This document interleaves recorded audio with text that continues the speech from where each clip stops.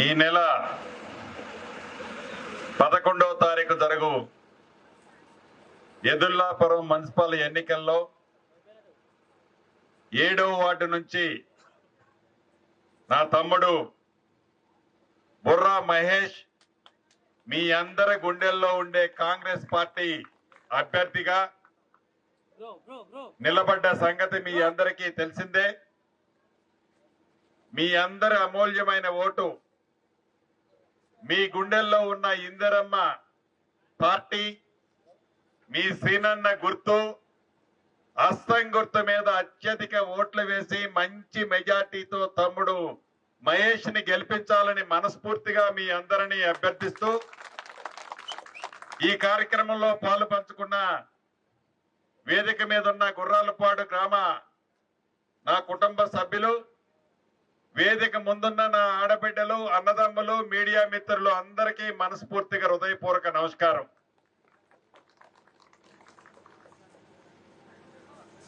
మీకు తెలియంది కాదు, 2 సంవత్సరాల క్రితం మీ ప్రేమ అభిమానంతో అత్యధిక ఓట్ల మెజార్టీతో నన్ను శాసనసభ్యుడిగా మీరు పంపారు.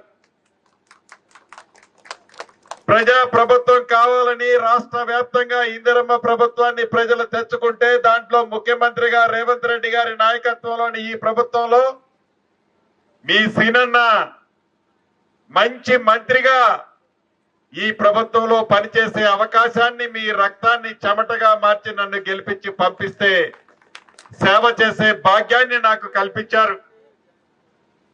ఈ ప్రజా ప్రభుత్వంలో పేదవాడి కష్టం తెలిసిన ఈ ప్రభుత్వం నిరంతరము పేదవాడికి మంచి చేయాలని తపనతో అనేక సంక్షేమ కార్యక్రమాలు ఇస్తున్నాం. దాంట్లో భాగమే 200 యూనిట్లు ఉచిత కరెంటు ప్రతి ఇంటికి, పెద్దోళ్లు తినే సన్న బియ్యం బువ్వ నా పేదింటి ఆడబిడ్డ కూడా తినాలని సన్న బియ్యం, 10 సంవత్సరాల్లో రేషన్ కార్డు ఇవ్వకపోతే అర్హులైన పేదవాళ్ళందరికీ కొత్త రేషన్ కార్డులు, పాత రేషన్ కార్డులలో కొత్త పేర్లు ఎక్కించే కార్యక్రమం, ఆడబిడ్డలు ఆర్టీసీ బస్సులు ఎంత దూరం ప్రయాణం చేసినా ఉచిత బస్సు ప్రయాణ సౌకర్యం, రైతుని రాజు చేసే దాంట్లో భాగంగా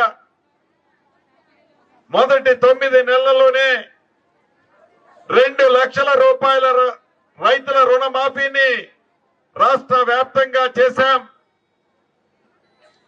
అంతేకాదు పేదవాడి పిల్లలు హాస్టల్లో చదువుకునే పిల్లలకి ఆనాటి ప్రభుత్వం సరిగా బువ్వ పెట్టకపోతే 40% డైట్ ఛార్జీలు, ఆడపిల్లలకి 200% కాస్మెటిక్ ఛార్జీలు పెంచాం.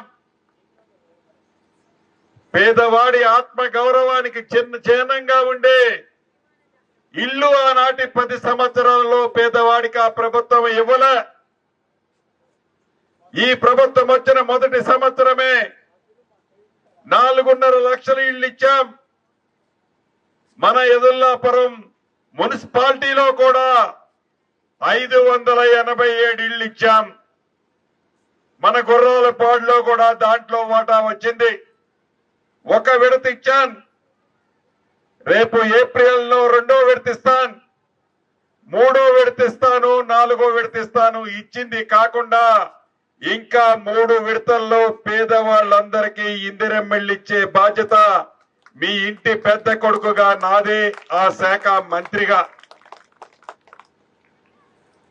అంతేకాదు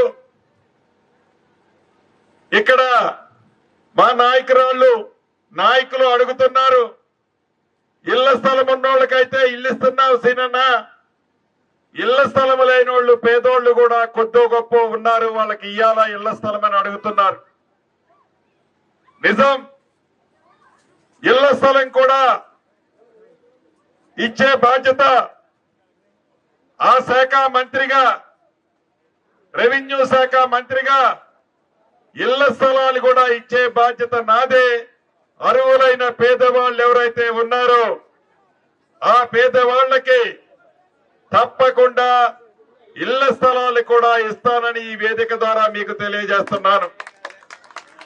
ఇప్పటికే చాలా సిమెంట్ రోడ్లు, డ్రైన్లు వేశాను.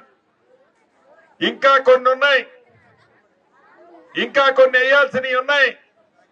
వాటన్నిటినీ ఈ వర్షాకాలం వచ్చే లోపే తప్పకుండా పూర్తి చేస్తానని కూడా ఈ వేదిక ద్వారా మీకు తెలియజేస్తూ, ఆనాడు నన్ను మీరు ఎలా దీవించి ఆశీర్వదించారో, అత్యధిక ఓట్లు ఇచ్చారో, ఈ ఎన్నికల్లో కూడా హస్తం గుర్తు మీద అత్యధిక ఓట్లు వేసి తమ్ముడు మహేష్ ని బంపర్ సూపర్ డూపర్ మెజార్టీతో మీరందరూ గెలిపిస్తారని, ఏదైతే ప్రతిపక్షంలో నిలబడ్డ అభ్యర్థులు చెంప చెల్లమనే విధంగా తీర్పు ఇస్తారని మనస్ఫూర్తిగా మీ అందరినీ కోరుతూ మీ అందరి దగ్గర సెలవు తీసుకుంటున్నాను.